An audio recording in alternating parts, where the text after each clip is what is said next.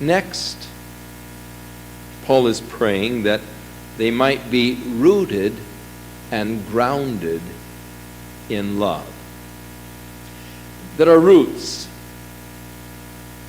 the foundation of our lives, that soil from which our whole life springs might be that of love. So that the fruit that is coming forth from my life might be love.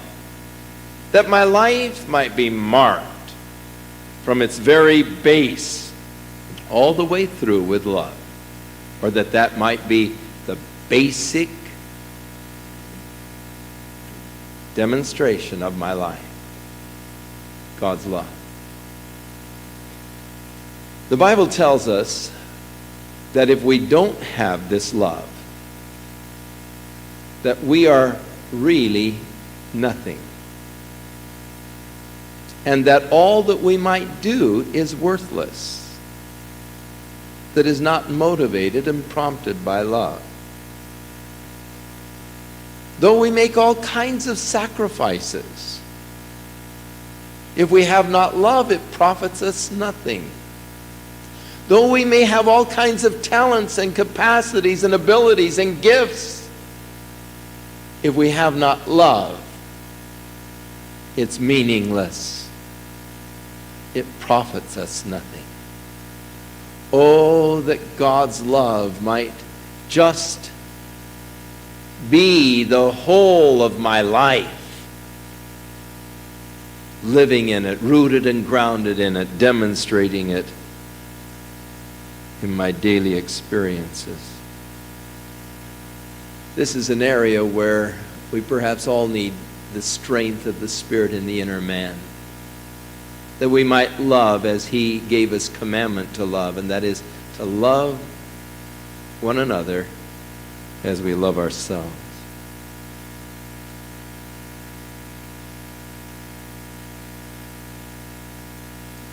Paul uses here the Greek word agape,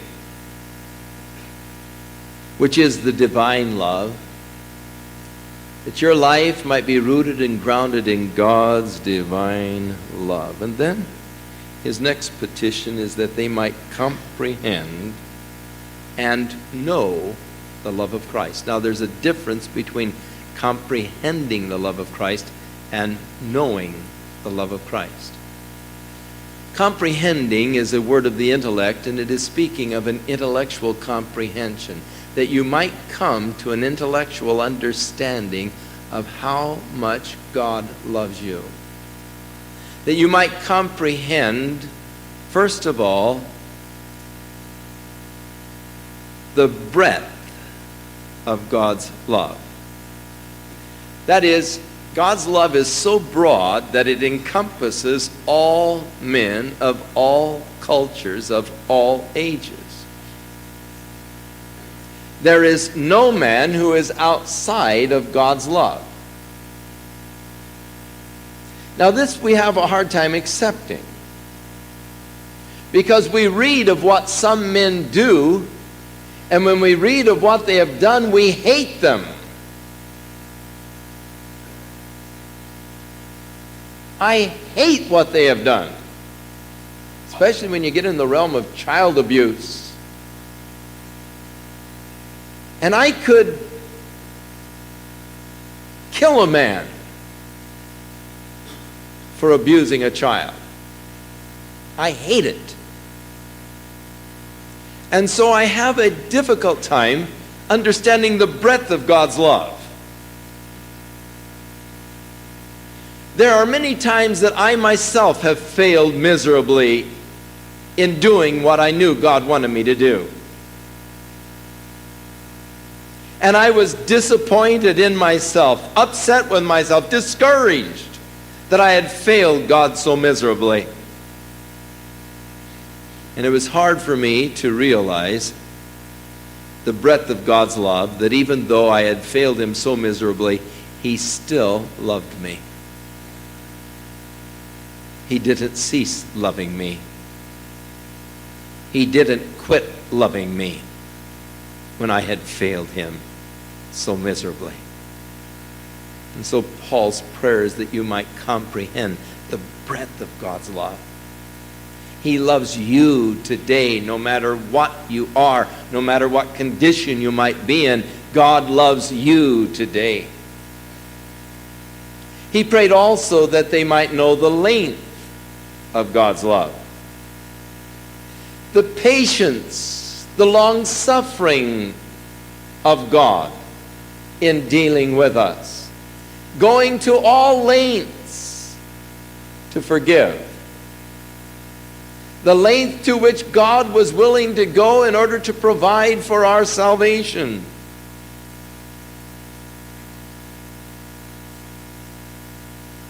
Jesus said, "Greater love has no man than this, than a man will lay down his life for his friends." And he went the whole 10 yards. He laid down his life because he loved us so much. And he's praying that we might comprehend this kind of love. And then he wants us to know the depth of that love. The depths to which Jesus came to show that love.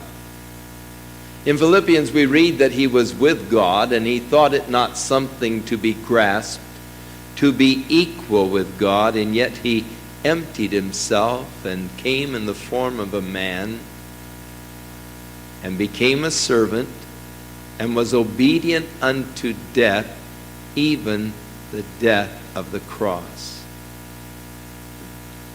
From the highest height in glory to death on the cross, that is the depth that Jesus was willing to go to prove to you God's love, that we might know the depth of his love, and finally that we might know the height of his love.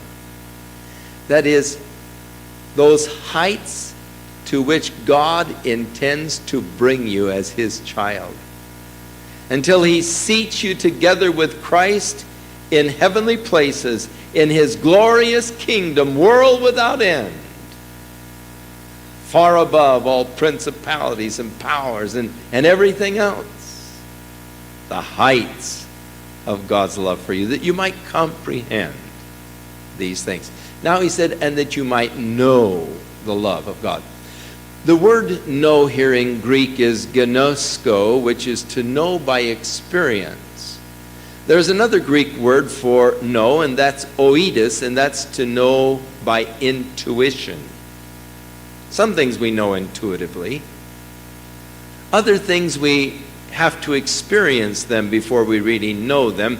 And he is praying that you might know, thus that you might really experience the greatness of God's love for you.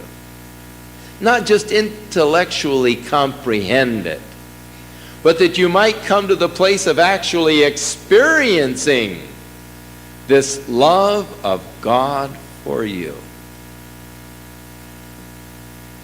As we sang this morning, the love of Jesus, what it is, only his loved ones know. That's so true. You cannot really know it until you've experienced it. You may come to some kind of an intellectual comprehension, but you'll never really know it until you've experienced it personally yourself. That love that God has for you. Finally, Paul prayed that they might be filled with the fullness of God. Now, when Solomon built the temple, and it came time to dedicate the temple, Solomon in his prayer at the dedication said, O Lord, the heavens of heavens cannot contain you. He recognized that God was greater than the universe that he created. That this universe, as vast as it is, and still we do not know how vast it is, our latest understanding is that it is probably 12 billion light years in radius, but it could even be more vast than that. As vast as the universe is, it's too small to contain God. He cannot be contained within the universe. Lord, the heavens of heaven cannot contain thee. How much less this house that we have built? If the universe can't contain God, surely there's no way that we can build a house that would contain God. So we don't build houses for God to contain him. We build houses where we might come to worship God, where we might come to meet God. A sanctuary, a place that is set apart for the purpose of meeting with God. But surely not thinking of it as his dwelling place exclusive of someplace else. That he may dwell actually within your heart, that you might be filled with the fullness of God. Now, obviously, that's an impossible request. That I could be filled with the fullness of God. No man could contain the fullness of God. That I might comprehend the incomprehensible, an impossible request. That I might know the love of Christ which passes human knowledge. So the things he's asking for me are impossible things. But that's all right. Because when I am talking to God, I leave the realm of difficult or impossible. Because difficulty is always measured by the capacity of the agent doing the work. I'm asking God to do the work now. And if God is the agent doing the work, then talk of difficulty or impossibility has to be set aside. Jesus said, nothing is impossible with God. God said to Jeremiah, behold, I am the Lord. Is there anything too hard for me? So Paul is asking that God would do the impossible for them.